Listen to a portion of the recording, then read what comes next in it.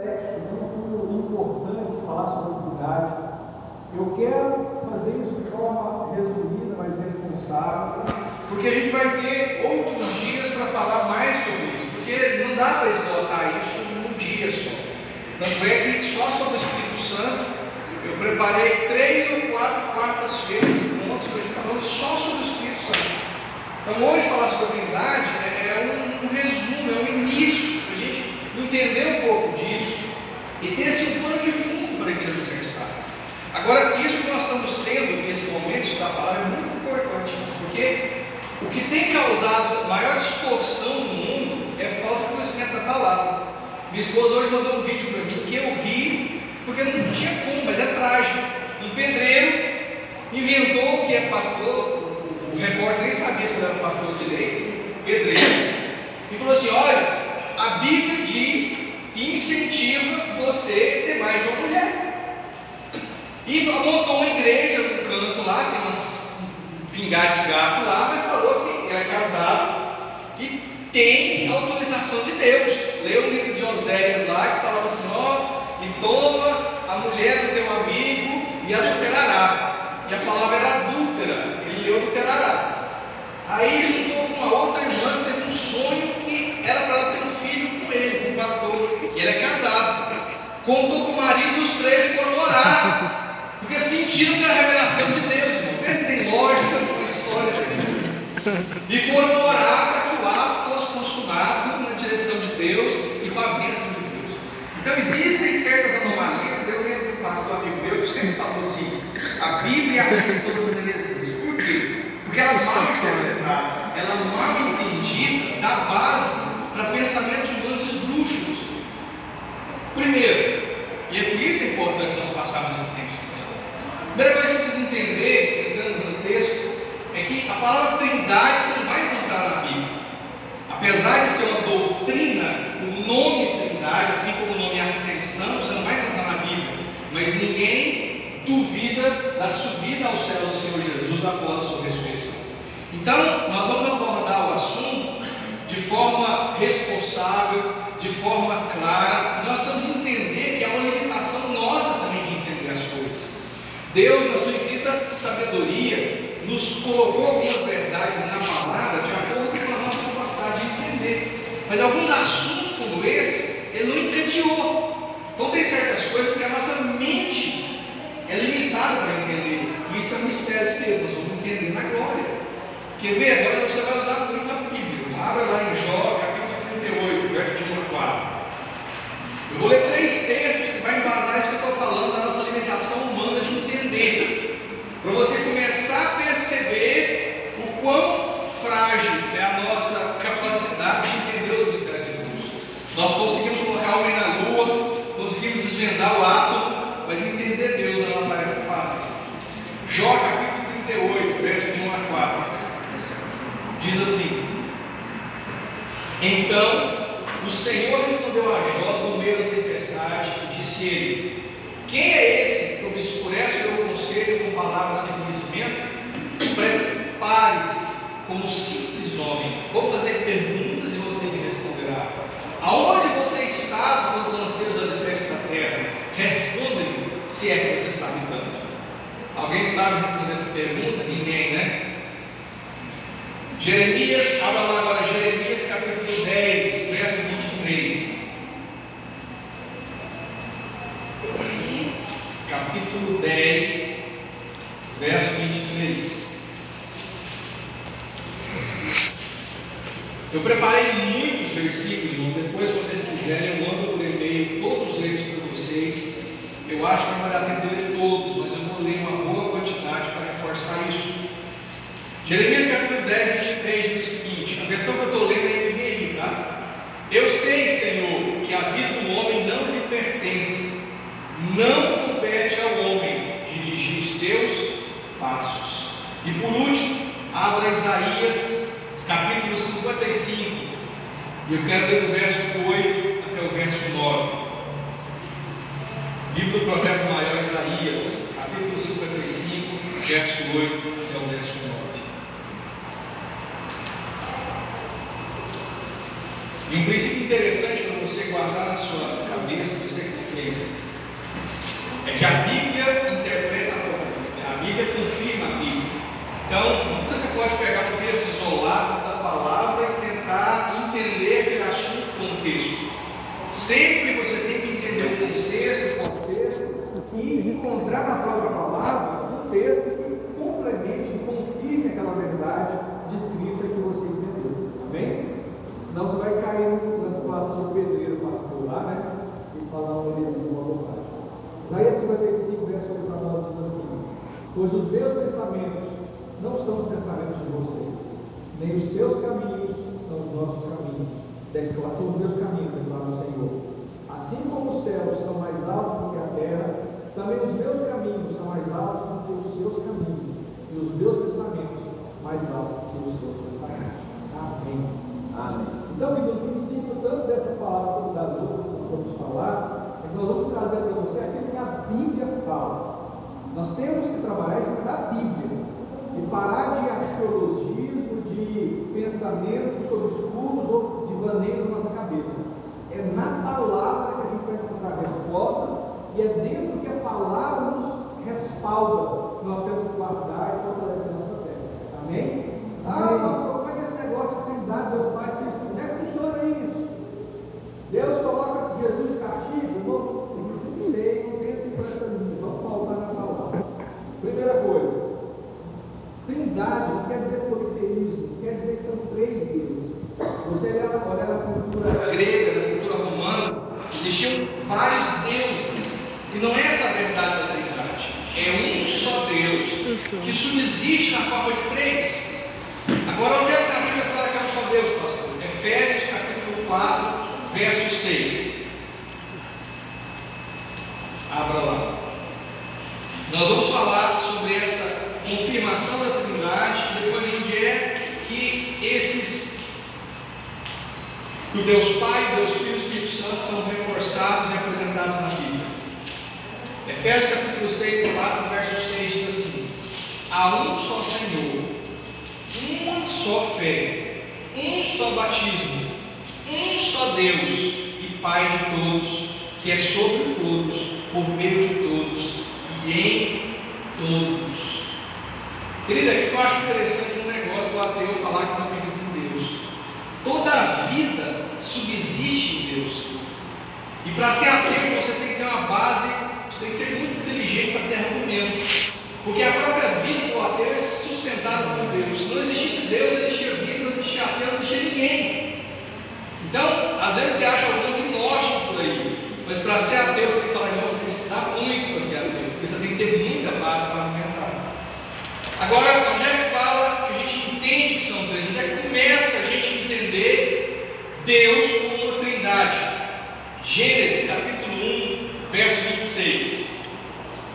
Quando Deus vai formar a terra, e Ele expressa no verso 26 do capítulo 1 essa pluralidade, né? Esse Deus plural que criou todas as coisas. E diz assim: então disse Deus, façamos o homem à nossa imagem, conforme a nossa semelhança. Domine ele sobre os peixes do mar, sobre as aves do céu, sobre os animais grandes da terra, sobre os pequenos animais que se movem sobre o chão. Façamos, não foi eu farei, é façamos.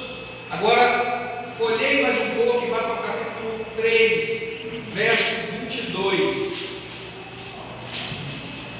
Capítulo 3 de Gênesis, verso 22, que diz assim: então disse o Senhor Deus, agora o homem se tornou como um de nós, conhecendo o bem e o mal. Não se deve, pois, permitir que ele tome também do fruto da árvore da vida e coma e viva para sempre. Agora abra a sua Bíblia em Mateus capítulo 28 e verso 19. Mateus capítulo 28, verso 19.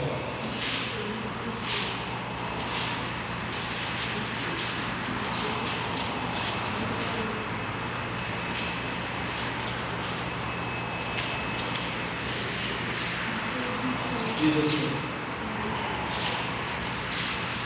portanto, vão e façam discípulos de todas as nações, batizando-os em nome do Pai, do Filho e do Espírito Santo.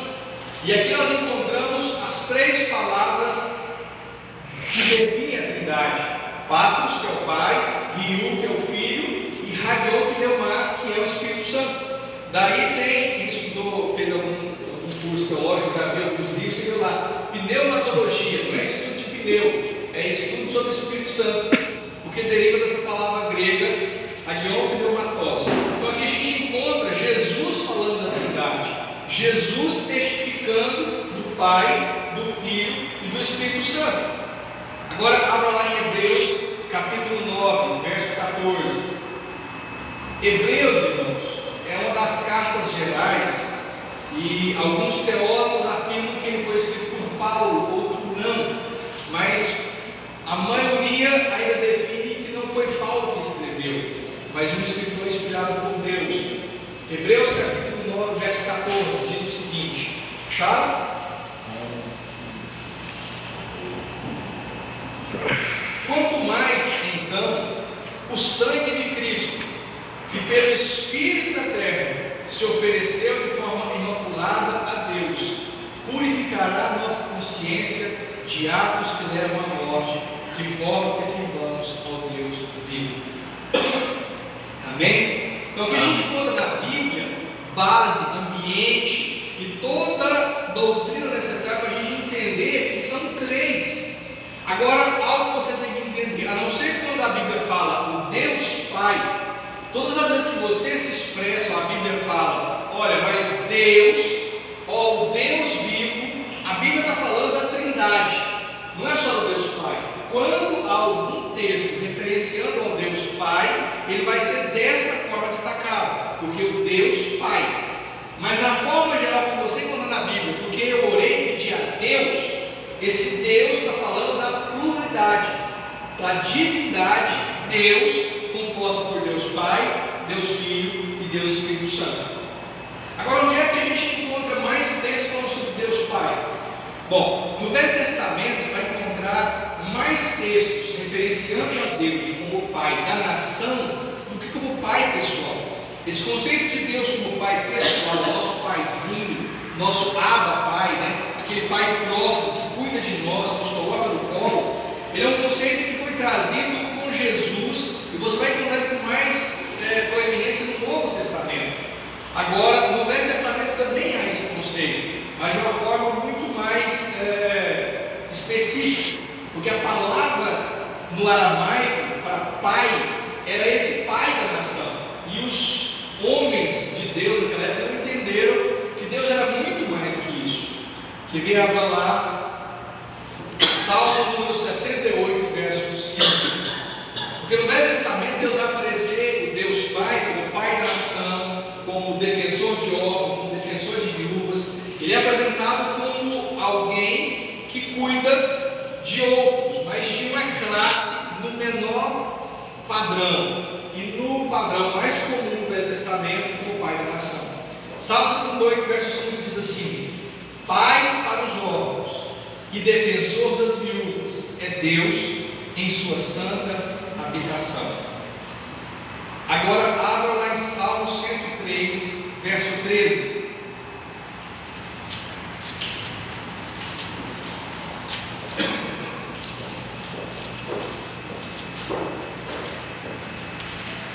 Salmo 103, verso 13 diz assim: Como um pai tem compaixão dos seus filhos, assim o Senhor tem compaixão dos que o temem.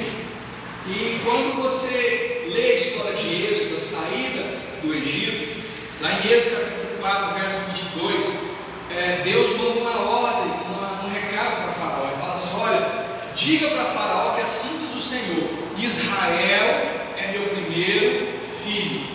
Então, apesar da tradução brasileira sempre falar como pai, no Velho Testamento o sentido do pai, do patrono, que o Velho Testamento dá é como o pai da nação, é como o pai que cuida e guarda as suas criaturas.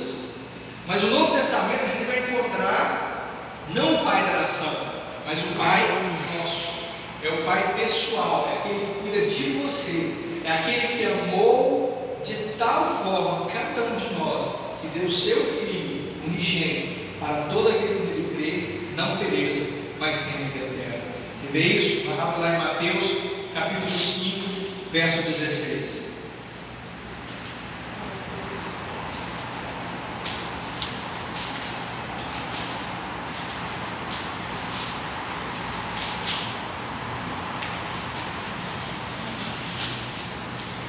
Diz assim: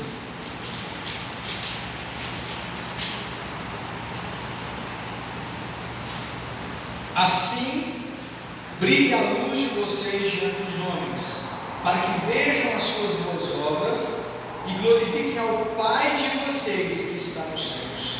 A palavra Pai aqui, nesse texto do grego, ela denota essa condição de pai próximo, de papai, de paizinho, aquele pai que cuida. É o mesmo nome, é a mesma palavra usada para expressar essa relação de paternidade próxima. Agora, verso 45, na parte A, diz assim, no mesmo capítulo 5, no verso 45, na parte A, diz assim: para que vocês venham a ser filhos de seu Pai, que está nos céus. Então aqui você começa a ver que não é mais o Pai da nação, é o Pai nosso, de cada um, é o Pai que cuida de cada um de nós. Amém?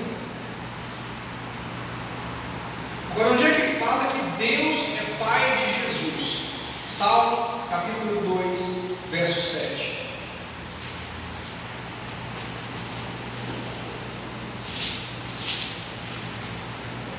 Salmo 2, verso 7. Diz o seguinte: proclamarei o decreto do Senhor. Ele me disse: tu és meu filho, eu hoje te gerei. Amém. Agora abra João, Evangelho segundo escreveu João. Nós vamos ler o verso, capítulo 1 e capítulo 5. Evangelho segundo escreveu João, capítulo 1 e no verso 18. Diz assim: ninguém jamais viu a Deus, mas o Deus unigênito que está junto do Pai o tornou conhecido. Esse Deus unigênito é Jesus. Vamos confirmar isso? No mesmo livro de Evangelho de João, capítulo 5, verso 18.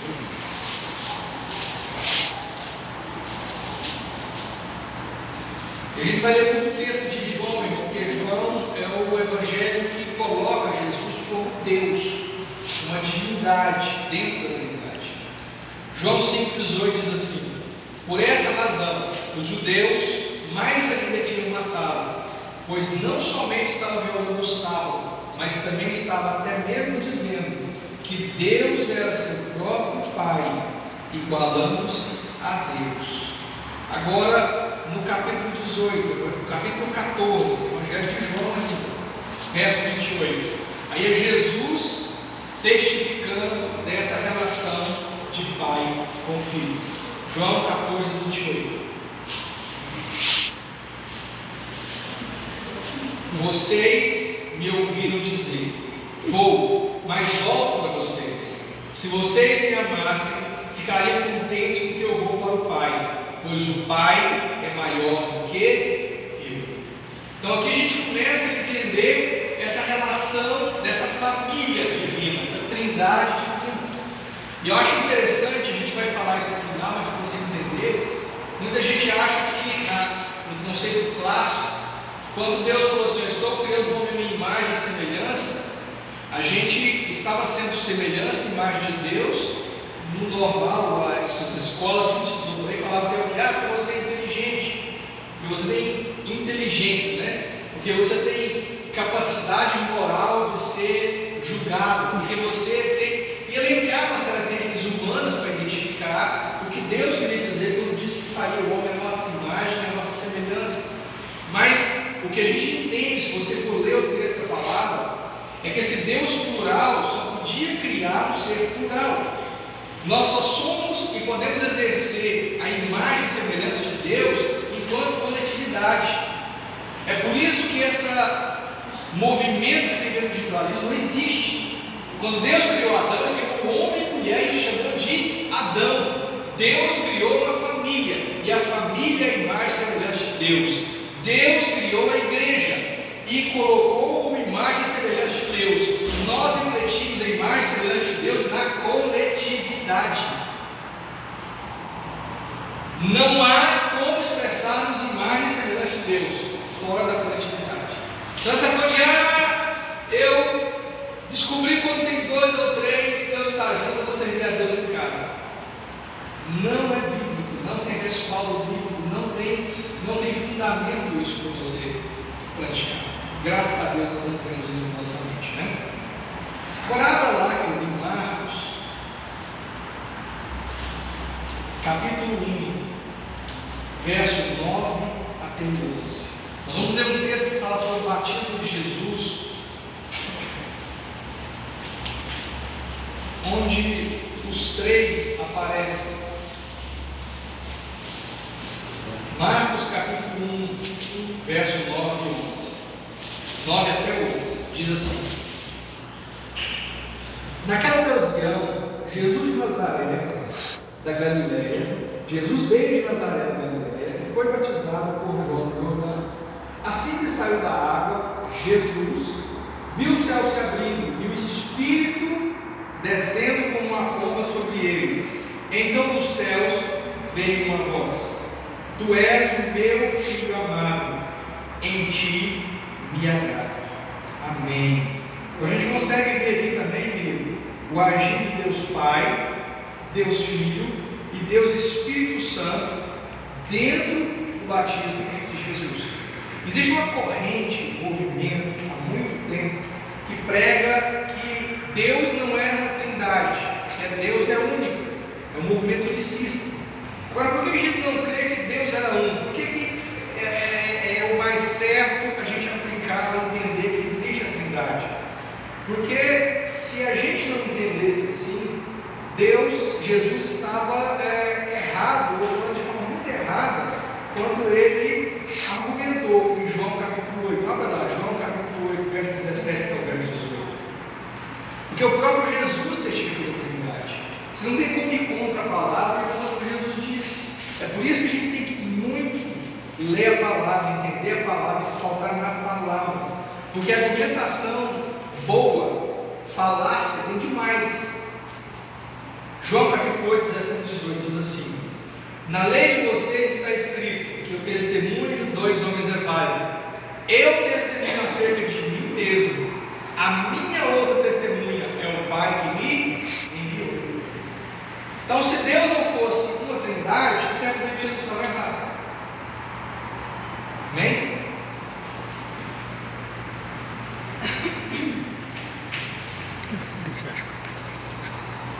Agora, é interessante você ver, nós lemos um texto onde Jesus testifica que Deus era maior que ele.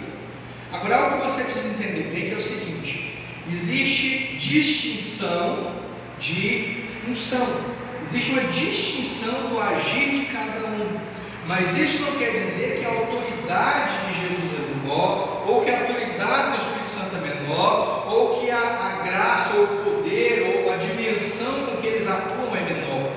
É igual nós podemos ver na palavra. A palavra fala que o quê? 1 Coríntios capítulo 1, 11, verso 3. 1 Coríntios capítulo 11, verso 3, diz assim: Quero, porém, que entendam que a cabeça de todo homem é Cristo, e o cabeça da mulher é o homem, e o cabeça de Cristo é Deus. Agora, complementando isso aqui, precisava responder com você aqui. Em Gálatas capítulo 3, verso 28 diz assim: Não há judeu nem grego, escravo nem livre, homem nem mulher, pois todos são um em Cristo Jesus. Então a gente começa a entender nesse texto que se Cristo é a cabeça do homem, o homem é a cabeça da mulher, Cristo é a cabeça da igreja, teoricamente haveria uma linha de comando que um seria menor que o outro, não é isso? Mas a gente percebe em Gálatas que não é assim. Para efeito de autoridade, para efeito de definir a ação, linha de trabalho, existe essa diferenciação: Deus Pai, Deus Filho, Deus Espírito Santo. Mas não há de maneira alguma mudança de qualidade, mudança de caráter e mudança de dimensão do poder e da graça de Deus. Amém? Tanto é que Filipenses 2, verso 6 diz assim: que, embora seja Deus, não considerou ser igual a Deus algo que devia se pegasse. Ou seja, Jesus é Deus, na mesma dimensão, na mesma capacidade, na mesma profundidade, na mesma largura, na mesma altura e da mesma forma. Amém? Agora, onde é que estava Jesus na criação? João capítulo 1, verso 1 dá essa pista para a gente e começa a esclarecer certas coisas sobre como entendermos a divindade de Jesus, porque há muitas pessoas que dizem que Jesus era um profeta, que Jesus não era Deus, não era filho de Deus, ele era apenas um homem iluminado que veio sobre a terra, que pregou muito bem, que fez muitos milagres, mas era alguém como Maomé, que era alguém como Buda, né? Que era alguém como Krishna, que era alguém iluminado. Mas não é assim. João capítulo 1, verso 1 diz assim: no princípio, aquele que é a palavra estava com Deus e era Deus. E algumas versões dizem assim: no princípio era o verbo, e o verbo estava com Deus, e o verbo era Deus. Agora, leia o verso 14, no mesmo capítulo 1 de João: porque aquele que é a palavra tornou-se carne e viveu entre nós. Vimos a sua glória, glória como do unigênito vindo do Pai, cheio de graça e de verdade. E alguns textos, aquele que era a palavra, fala assim: o verbo se fez carne e habitou entre nós. Durante um tempo eu tive dificuldade de entender por que se relacionava a Cristo como verbo. Por que falava que Cristo é o verbo? Eu não entendi isso. E depois de um tempo estudando, lendo e ouvindo, isso é importante, não tem ninguém que sabe de isso. Você sempre vai ter alguém que vai ensinar para você, sempre. E o dia que você achar que sabe muito, se assente para aprender, que você começou a não saber nada. Querido, quando Deus criou o mundo, Ele disse: haja luz, não foi isso? Quando Ele disse haja luz, Ele criou tudo por esse verbo haver, existir, ser. Esse verbo era Cristo. Quando Deus fala assim, haja, esse verbo era Cristo e começou a trabalhar para dar forma e criar todas as coisas. Cristo estava na criação, sendo o verbo que criou todas as coisas. E é por isso, querido, que você vai entender que quando Deus se apresenta para Moisés, o que ele fala para Moisés? Senhor, está lá em Êxodo 3,14, fala: Senhor, quando eu chegar diante do teu povo, o que eu vou dizer? Quem me enviou? Ele fala assim: diga para o povo que eu sou o eu sou, e o eu sou te mandou. Aquele que é, que era e que criou todas as coisas, ele te mandou. Agora, quando é que se relaciona com Jesus, pastor? Vai lá no capítulo 8 de João, verso 24.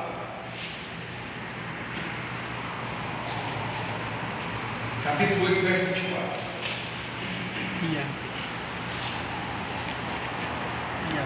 Eu lhes disse que vocês morrerão em seus pecados, se vocês não crerem que eu sou, de fato morrerão em seus pecados. Verso 58 do capítulo 8. Respondeu-lhe Jesus: eu lhes afirmo que antes de Abraão nascer, eu sou. Essa palavra eu sou está com as iniciais em maiúsculo, porque é a referência ao mesmo eu sou de Êxodo 3,14, é a referência do mesmo verbo haver que está lá em Gênesis. Jesus está atestando aqui nesses textos a sua eternidade, está atestando aqui a sua correlação com a criação, e com o verbo que era desde a criação, e com o verbo que foi, que criou todas as coisas, e o verbo se fez carne. É por isso que ele era o verbo que se fez carne. Ele era o verbo que criou todas as coisas na criação do mundo. Aonde é que eu defino aqui eu sei que Jesus era Deus? Porque só Deus pode receber adoração. Ninguém pode receber adoração como ser Deus. Mateus capítulo 4, verso 10, diz assim: Jesus lhe disse: retire-se, Satanás, pois está escrito: adore o Senhor, o seu Deus, e só a Ele preste culto. Jesus era, no mínimo, fiel. Vocês concordam? E nenhuma criatura fiel que não é Deus recebe adoração e aceita receber adoração. Tem dois textos que eu vou ler para você aqui agora, não precisa abrir, mas eu quero ler com você, depois você lê em casa. As criaturas não aceitam adoração, e nem os anjos. Atos, no capítulo 10, verso 25 até o 26, diz assim: quando Pedro ia entrando na casa, Cornélio dirigiu-se a ele e prostrou-se aos seus pés, adorando-o. Mas Pedro fez levantar, dizendo: levanta-te, eu sou homem como você. Em Apocalipse capítulo 19, verso 10, na parte A, quando João cai aos pés do anjo, ele é repreendido pelo anjo. Olha o que o texto diz: então caí aos seus pés para adorá-lo, mas ele me disse: não faça isso. Sou servo como você e como os seus irmãos que se mantêm fiéis ao testemunho de Jesus. Adore a Deus. O testemunho de Jesus é o espírito da profecia. Então, nem anjos, nem homens fiéis a Deus aceitam a adoração. Mas a gente vai ver na palavra que Jesus, por ser Deus, aceitou a adoração. Mateus capítulo 8, vamos lá, verso 2 até o verso 3.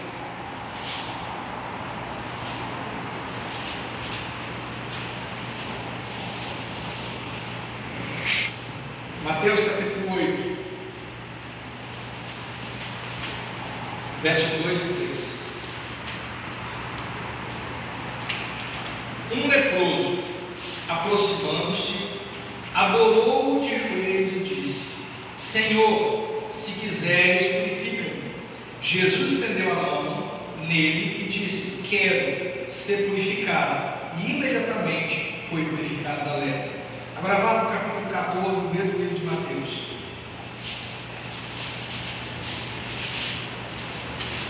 Verso 33. Jesus, após repreender a tempestade, os discípulos dizem uma frase para ele que é a seguinte: Mateus 14, 33. Então os que estavam no barco o adoraram, dizendo: verdadeiramente tu és filho de Deus. Em nenhum desses textos Jesus repreende nem o leproso, nem os seus discípulos por adorá-lo. E por que ele não fez isso sendo homem fiel? Porque apesar de ser homem, ele era Deus que merecia adoração. Ele era Deus e não havia nada de errado em receber a adoração dos homens. E aliás, irmãos, o próprio Deus nos mandou que adorássemos Jesus. Onde está isso? Hebreus capítulo 1, verso 6.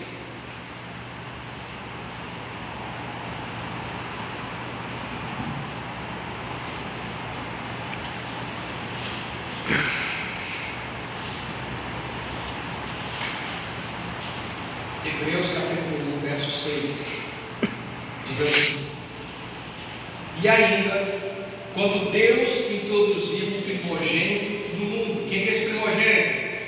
Jesus. Diz: todos os anjos de Deus o adorem. E o texto eu acho lindo e maravilhoso, que eu ainda quero ter a graça de ver isso em nome de Jesus. Apocalipse capítulo 5, verso 7 até o verso 8. Capítulo 5, verso 7 até o verso 8. Conta uma história dos selos, ninguém era digno de abrir o selo. Começou uma crise no céu, aquela crise: quem vai abrir o selo, tem que se abrir o selo, e tem que abrir o selo, tem que ser digno, quem pode, quem vai. E aí aparece o Cordeiro, que é Cristo, e diz assim esse texto: e ele se aproximou e recebeu o livro da mão direita daquele que está sentado no trono de Deus. Ao receber os 4 seres viventes e os 24 anciãos, prostraram-se diante do Cordeiro, e cada um deles tinha uma harpa e taças de ouro cheias de incenso, que são orações dos santos. Apocalipse capítulo 5 fala muito de forma maravilhosa, linda, perfeita, dessa honra que foi dada ao Cordeiro, que é Cristo, de abrir os selos, de ser honrado diante desses 24 anciãos que ficam diante do trono de Deus, o adorando, porque Ele é Deus. E para passar uma pá de cal sobre isso aí, Isaías capítulo 9, verso 6, nós decoramos tanto que às vezes não prestamos atenção nas minúcias, nos pormenores disso aí. Isaías capítulo 9, verso 6. E isso é importante na Bíblia. Você não pode ler a Bíblia e achar que entendeu tudo na primeira leitura. Há muita coisa, há uma riqueza tão grande. Eu estou lendo o texto para vocês, que eu disse para dar um plano de fundo, porque daí eu vou fazer uma pregação sobre cada um desses versículos. Isaías 9,6 diz assim: porque o menino nos nasceu, um filho nos foi dado, e o governo estava sobre os seus ombros. Quem é esse menino que nasceu e o filho que nos foi dado? Jesus. Aí o que ele fala? Ele será chamado maravilhoso, conselheiro, na minha versão NVI, Deus poderoso, Pai eterno e príncipe da paz. Então, dentre as características de Jesus está Deus poderoso, e Pai eterno, ou Pai da eternidade, como algumas versões dizem, né? Aqui atesta mais uma vez a divindade de Jesus. Jesus ascendeu aos céus, e agora, pastor? O que ele faz por nós? Ele disse que estaria construindo uma morada, então agora virou mestre de obra no céu. Não só isso. Jesus pode e consegue fazer muito mais coisas que a gente sozinho. Agora abra lá em 1 João capítulo 2, verso 1. Dentre as muitas coisas que o Senhor está fazendo, 1 João capítulo 2, verso 1, diz assim: meus filhinhos, escrevo-lhes essas coisas para que vocês não pequem. Se porém alguém pecar, temos um advogado junto ao Pai, Jesus Cristo, o justo. Na versão NVI fala: temos um intercessor. Agora, sabe o que eu acho lindo nisso aqui, irmãos? Nós aprendemos isso através dessa carta, através da Bíblia. E esse escritor, ele, inspirado por Deus, trouxe essa verdade absoluta. Agora, sabe quem foi a primeira pessoa que viu isso? Sabe quem foi a primeira pessoa que viu Jesus antes dele vir como intercessor nosso? Jó. Abra lá Jó, capítulo 16, verso 19 até o verso 21. Jó, capítulo 16, verso 19 até o verso 21.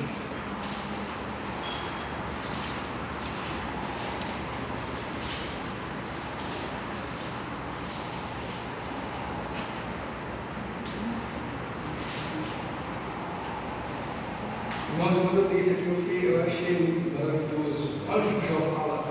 Quando os seus amigos, começam a acusá-lo, e ele pega e fala assim: saibam que agora mesmo a minha testemunha está nos céus, nas alturas está o meu advogado, o meu intercessor é o meu amigo.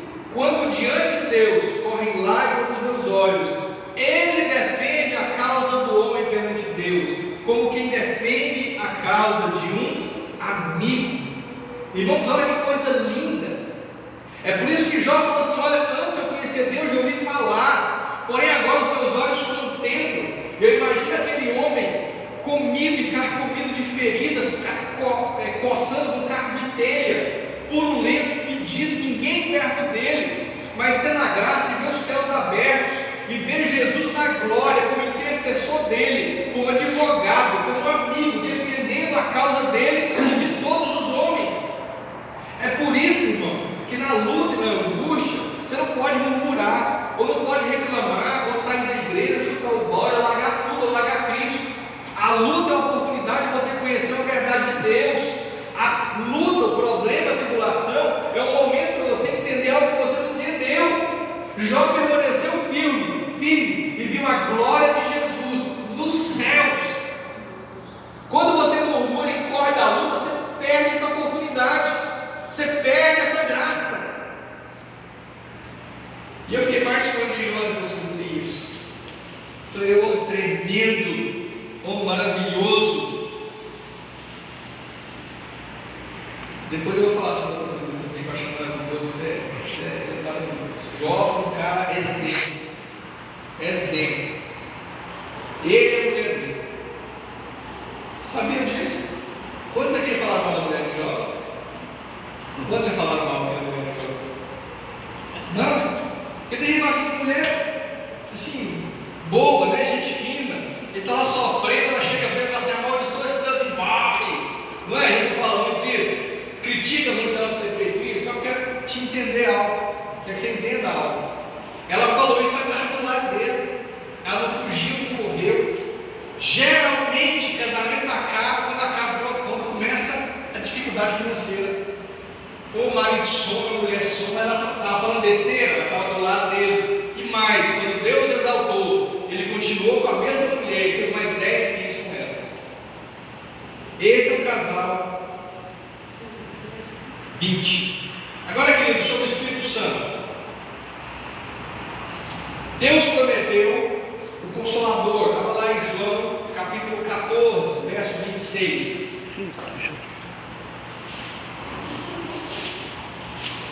Eu vou ler do 16 ao 17 e depois do 26. Vamos inverter. Porque no mesmo capítulo 14 vamos ler 3 versículos.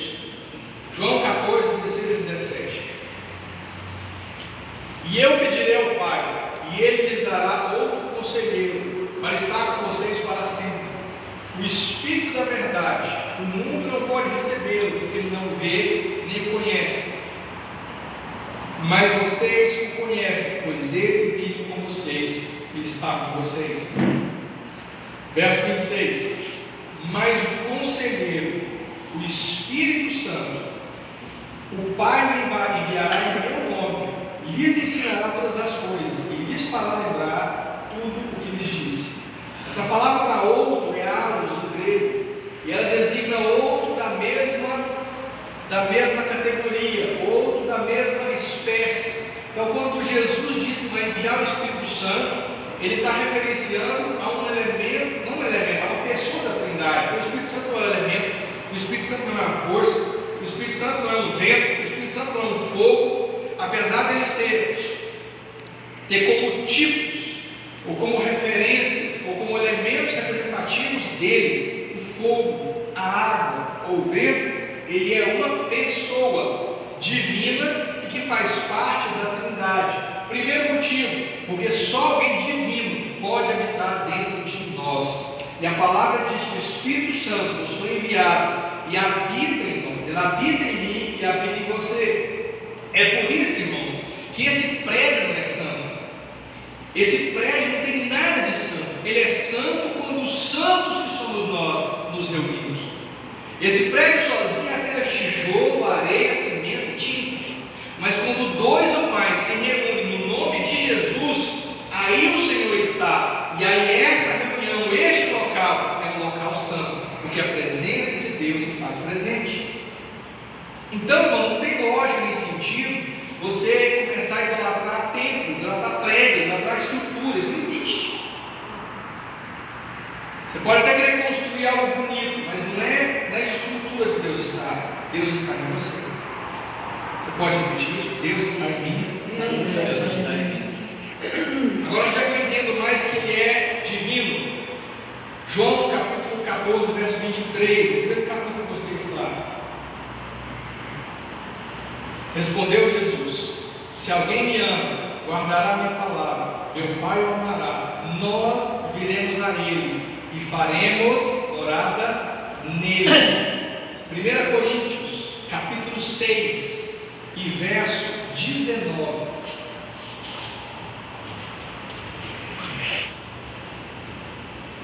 Acharam 1 Coríntios, capítulo 6, verso 19? Acaso não sabe que o corpo de vocês é santuário do Espírito Santo que habita em vocês, que lhes foi dado por Deus e que vocês não são de si mesmos? É por isso que a gente sempre bate nessa tecla. Para de andar pelo que você acha, pelo que você quer. Você aceitou a Cristo? Amém. Então você não é seu. Você não faz o que você pensa, você não faz o que você quer, você não faz o que você deseja, você faz o que Cristo Jesus quer para você e por você. Então essa história de eu vou rodar a baiana, eu vou chutar o balde, eu vou levantar a mesa, eu vou virar, eu vou fazer, eu vou acontecer, irmão, é Deus que determina o que você quer e pode fazer. Nós não somos mais escravos do nosso desejo, do nosso egoísmo, da nossa ira, da nossa natureza. Nós somos escravos que servimos a Cristo, com o Espírito Santo sendo nosso conselheiro, aquele que caminha conosco até nós sermos crentes. Amém? Agora, qual a função? Eu não vou estender demais sobre o Espírito Santo, não, porque o tema é muito profundo. Tanto é que nós vamos separar 3 ou 4 pontos só para falar sobre o Espírito Santo de Deus. Agora, lá em Mateus, nós já lemos capítulo 28, verso 19, quando Jesus manda que nós batizássemos em nome do Pai, do Filho e do Espírito Santo. Ele novamente testifica da Trindade e da divindade do Espírito Santo. Nós vamos falar nesses próximos encontros sobre o Espírito Santo, vamos descerrar isso de forma mais detalhada, porque ele é o nosso companheiro, ele é o nosso amigo que caminha com a gente, e nós precisamos de forma muito intensa aprender a nos relacionar com ele e entender a ação dele na nossa vida. Agora eu queria que você lesse um texto em Romanos capítulo 8, verso 26.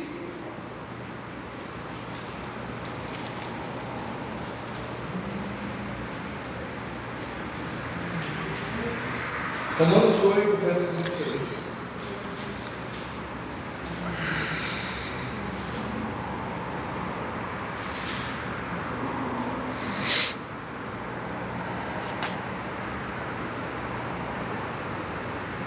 Diz assim: da mesma forma, o Espírito nos ajuda em nossas fraquezas, pois não sabemos como orar, mas o próprio Espírito intercede por nós com gemidos inexprimíveis.